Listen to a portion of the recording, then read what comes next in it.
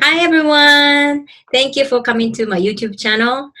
Today I have another interview guest, Nerice, and she's gonna share her story of how she turned her adversity into advocacy. Hi everyone, I'm Nerice. I'm a coach based in Hong Kong, and prior to moving to Hong Kong, I worked in the UK as a social worker and then changed careers to working into HR and recruitment. And I'll tell you more about my coaching work as it's part of how I use my adversity to shape my work now. So thank you. So I wanted to ask you, Nerice, like, what made you want to participate in this YouTube interview? Well, I mean, I have to say that it's the topic. It really resonated with me because I often describe my life and my career journey as going from challenge to shine. So I usually a ruder version, but from to shine, to shine.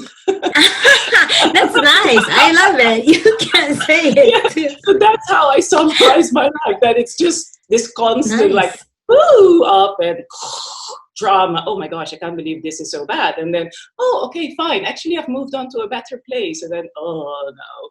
And yeah, that's how I summarize it. And I'm quite happy with it because ultimately the trajectory has been upwards, but it's been a nice interchange. I love that concept and I love the phrase. I mean, there are many like words that I can't like use. Like my blog is vulnerably badass blog. So and I like on F with a ball that I learned. And then this to shine. I love it. Thank you so much. Wow, this is going to be great. So I'm really looking forward to listening to your story. So if you can tell me what was your adversity and how you changed into advocacy. Yeah. So I think my story is slightly different in that I started my career focusing on advocacy. So I chose to study social sciences because as a 17-year-old, I decided that actually the thing that I enjoy the most is people, working with people, understanding them. So I studied interdisciplinary social sciences, which through a unusual path led to me becoming a social worker in the UK, working with children who were subjected to abuse, various forms of abuse. And from being a social worker, I then moved on to working for a domestic and sexual violence charity, where, of course, the advocacy was around giving survivors of these kinds of violence a voice and making sure that their rights were observed and making sure that they were protected and their children. But in doing all this, and then I moved into HR, in doing all this, I experienced various forms of adversity in my career. So be it from dealing with sort of conflicts at work, you know, the challenges you experience as a middle manager, being sort of stuck between senior leadership and your front team. And and the worst thing, the real sort of one of the lower parts of this was actually losing a job after I had raised concerns about equalities in the workplace. Wow, really? Yes. I can't. Wow, this is so, especially right now, what's going on in the US and in the world. Wow, this is. Yes. And in this day and age where there are laws to protect people against that, to actually face it. And so this was a bit later on. It wasn't whilst I was working at the domestic violence charity, just to be clear. But also because we were really focused on equalities and equal opportunities. That's part of the culture. So being so aware of the laws that are supposed to protect us, and then going through this thing, which, I mean, it was never said that you've been, made redundant because of this complaint, but it just seemed to happen like within a few weeks after I raised the complaint. So anyway, just move on to how, my 5 seconds, as we spoke about before. So I experienced all of this, and then few years later, I had a child as well, and we moved to Hong Kong. And so I was sort of trying to navigate this thing around my career, which I've worked so hard to shape up to this point, and and being a mother. And one day, so my first opportunity in Hong Kong was to work at Hong Kong University on a project which had to do with reviewing childcare and childcare policies here. And one day I was in the office and my colleague just said, "Oh, Nerice, I just got this news report which says that apparently within a few months, 2 women went back to work from maternity leave and committed suicide." And that was like a cold shower. That moment, because I'd already been thinking about, so, okay, I've done a qualification in executive coaching. So how am I going to use this? What lights me? What really sort of is important to me? How do I want to use this? And in that moment, it became clear to me, because it got for me everything that I experienced throughout my career, all the adversity and the challenges, but also all the great things that I was able to achieve of my career by sort of overcoming these challenges. So every time, instead of just letting it break me completely, I looked for opportunities to keep going. But then I realized that actually, but when you make the transition as a woman to become a mother, it can, if you're not in the right environment. I mean, of course, I understand that probably these suicides had to do with postnatal depression that wasn't adequately supported or diagnosed or whatever. But just in general, I was just thinking of my own experience of becoming a mother and thinking of how work is going to fit into my life. And if you're not given the right support, you can feel like a complete failure. You can feel everything that you've gone through to get to where you are is meaningless. And at the same time, you have this new job of being a mother that you have no clue how to do. And that can really break people. And so being able to use my coaching to support women to through this transition, I thought, okay, this is what I'm going to focus on, because it's, Wow, that's great, because I myself experienced, in Japanese, we call it maternity harassment. In Japan, like there's a stereotype, if you get married, then you're supposed to leave work. But nowadays, many people still try to work, but I think more is like when you have a child, you're supposed to stay home or not come back to work. Or in my case, I was not full-time employee at the university, but I was on contract. But when I signed, that I was told that contract is renewable unless you have some major issue. And when I was pregnant with my second son, when I told them that I'm pregnant, then the reply that I got back from HR was, okay, so we're going to terminate the contract and you can come back when you're done, with the newborn, child raising. And they were kind of talking as if we were so understanding, we're nice, that we're giving you this opportunity to come back. But I was expecting to receive unemployment money and then the insurance, all the benefits during I was going to take maternity leave, because in Japan it's legal to take maternity leave, but they were going to terminate. If they terminate, then I won't get the money. So what you're saying is so relatable to me, and I am really happy that you are doing this work to support women. So I wanted to ask you about the 5-second moment, or the perspective change. When I say 5-second moment, it's from the book I read. It's called Story Worthy, and the author explained about storytelling, and there's a 5-second moment that the protagonist changed the perspective. So can you describe the 5-second moment more in detail? Like, what was the reason that you changed the perspective? Yeah. So for me, it was this. So as I said, so work has always been really important to me, and I really Mm. defined myself based on my professional self. And I invested a lot in growing in my career. So even and I invested in terms of if my full-time job wasn't able to offer me learning opportunities at the level I wanted or Mm.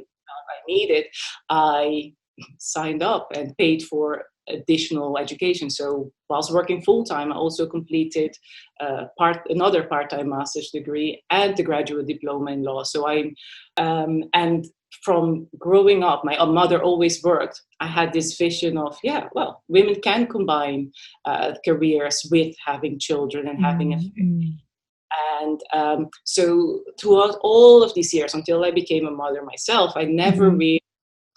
I couldn't ever fully understand women who chose to let go of their careers. Mm. I didn't get that. I just think, oh, Mhm. why would you do that? Clearly, you Mm. lack. So even though I was always supporting women, I always had this sort of like suspicion of Mm. stopped working altogether. Uh, Mhm.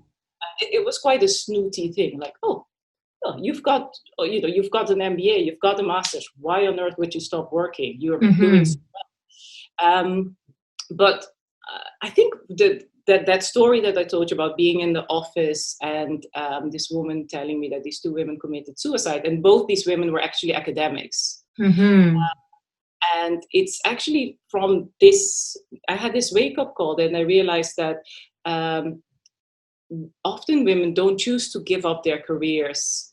It's not a choice they make easily. Mm. Mm. What made it possible for my mother to combine work and raising us was the fact that she had an amazing support network. My grandmother looked after us, and Mhm. she was able to leave work at a certain time. She was able to leave work in the afternoon, and my dad. So they both did it together. So she had a supportive husband. She had a supportive extended family. She Mhm. had access to childcare. And Mm. an employer that allowed her to leave in the afternoon to pick us up from school, because school in Curacao finished in the afternoon, and leave work before 6 p.m. So all of Mhm. these, I just thought, oh well. So I didn't realize that all these things make a difference, and whether or not you have these, Mhm. Mhm. either make or break. Uh, Mhm. Mhm. and she wasn't demoted for having children. She wasn't Mhm. employment wasn't ended. And at this moment, I think I realized, because I've been doing this childcare policy research as well, I realized these things are not available everywhere. They're not, Mhm. or whether, so if you may well have a supportive family, but there may not be understanding employers. So you need to have Yes. all these different, so the levels of support for women Yes. to successfully be able to do it. I Mhm. have there's so many levels, right? So it's from Mhm. your partner, your husband, Right. his family perhaps, or provisions through the government in terms of child, Yes. understanding employers. All of these things need to be in place to Mm. be able to do that. And it's this, this sort of that story about the two suicides made me realize that, that's it. These women feel like a failure because they probably only had 10 weeks maternity leave, so physically they're not recovered. Right. Well, I don't know the backstory, but that for me, I just Mhm. suddenly realized that Yeah. it needs to be in place It to. sounds like your perspective changed, and then you had the self-awareness, like, oh, maybe I was just looking at this individual as like individual's decision, but it's a lot bigger than that. Not only the individual, but the family, community, and society, government, everything. What's happening is Correct. affected by so many different levels and layers. Exactly. And wow, thank you so much. And I am emotionally very thankful that you are telling your story and this different levels, because as an individual, each individual, we need to really think about not just our family or our community, but we have to be thinking about our society or our government.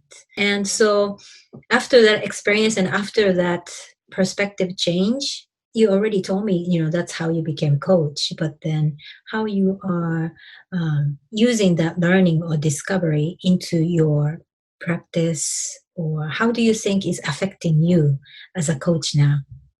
I think this realization, after having worked for many years and having educated myself in many different ways through my experience, but also further education, realizing that I still had blind spots, that I still interpreted things very much from my personal experience, made me realize even more the importance of being really listening to people and not making assumptions, jumping conclusions, and that this is an ongoing thing in life, that you never stop learning. You can never stop. No matter how many things you've experienced, no matter how many things you've seen, no matter how many books you've read, it's important to always remain open to and asking questions.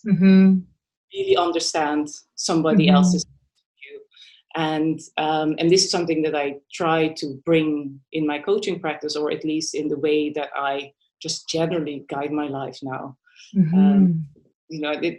This is, I think, because that's the only way you can really sort of help people see themselves, their own patterns, their reality. So your reality, or at least, even if you are sharing experience, being very explicit about the fact that it's from your context, or experiences. So my experiences. Wow. Yes. I'm really thankful, because what you said, like no matter how much training or, how many books you read, there are always going to be blind spot, and that awareness is very important. And that give me kind of like a alert. Yeah, that's true. I sometimes do that too. I admit, I'm not perfect. So always I try to be open and non-judgmental, but there is some part of me kind of like reacting instead of just listening and accepting. So that's something that's really speaking to me right now, especially at this time when, many uncertainty is happening in many people at the career level or personal level, and many political or social things are happening, and when we need to listen to each other even more right now than any time. So thank you so much. And I was wondering, like, if you want to talk about what you do as a coach, or do we have any website we can access if we want to learn more about you? Oh, absolutely, yes. So I've recently rebranded my personal coaching practice to the Career-Lounge, and this was on purpose. So as I said, I started focusing on return to work coaching, but I've since realized that actually, in terms of it's actually, for me, it's like a growth and development as a parent that is going along with how I perceive my coaching again. So when I started, my daughter wasn't even a year old yet, or just turned 1. And so this whole going back to work coaching or post-maternity coaching was really something that was very present for me and very important for me to address. But as she's grown up and I have, she's becoming more independent, I've sort of gone back almost to, all right, but there was a you before motherhood, and there are many people out there who face challenges, who don't ever want to be a parent, or are far away from that in different stages in your career, and you can use your experiences to support a wider group of people who are actively working, and and perhaps even help raise awareness of what are the things you can do earlier on in your career, because the adversities will always be there, I think, when you're navigating. if you're working with people, and for me, sometimes it comes down to just personalities. Often, some of the face at the workplace, so it can be at the structural level, but often it's just right, not having the right mix. So, coaching people, it different, whether it is around. Okay, gosh, I find myself in this situation. I've always done so well at work, but somehow my boss seems to have it in for me, and it really drains me. And sort of realize, and helping people perhaps sort of step out of that and think, because when you're caught in the moment, sometimes you can't see a way out, and sort of working out. Okay, what's the bigger picture? What's not in me here? Who am I? I'm not this experience. There is more to me than all that. And this comes from my personal experience as well, that because I care so much about work, I'm ultra engaged often.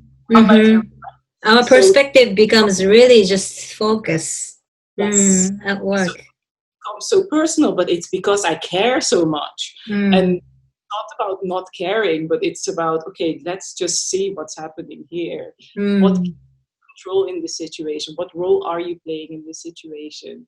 And what's your sphere of influence? And when do you decide that actually, pursuing this conflict or this challenge, is it worth it, or what are you hoping to gain from this job? Wow. So it's not really, my coaching is not just necessarily about, because I know there's a lot of work around finding your passion and all of that. It's not just about that for me, because a lot of people just have to work to make a living. But even that's the case, even if you don't, your passion may be actually arts. And even if just doing arts now is not an option financially, it's just how do you find purpose of what you're doing, in the sense of, what is it, what is the salary enabling you to do, and giving it, it's really sort of, in a certain way.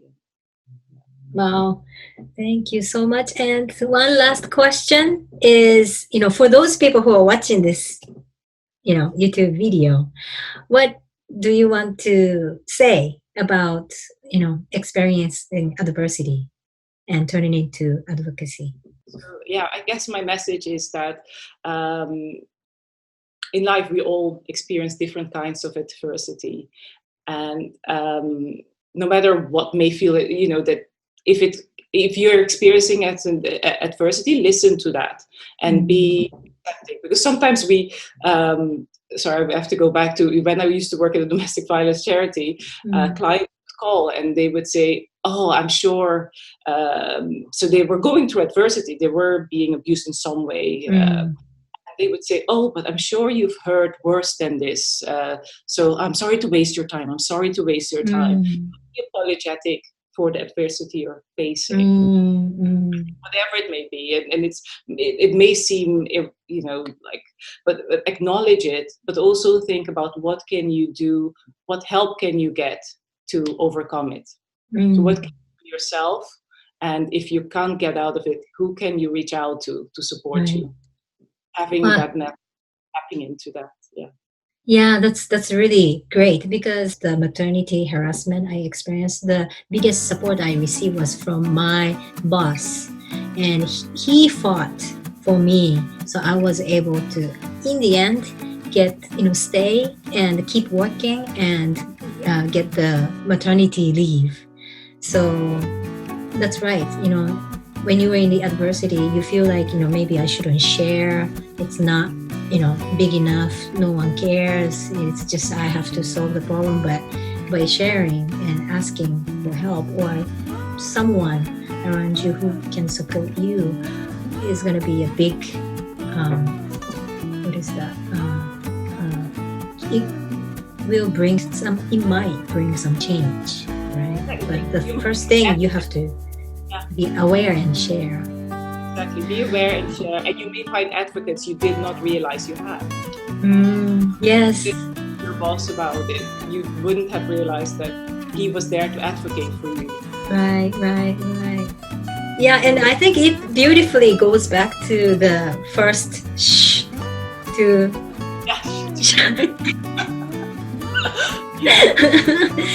Wow, thank you so much for sharing your story, and I was really happy to have this interview with you. So everyone, thank you for watching our YouTube video, and see you next time. Thank you, Nerice. So much, Bobby. Thank you so much for this opportunity.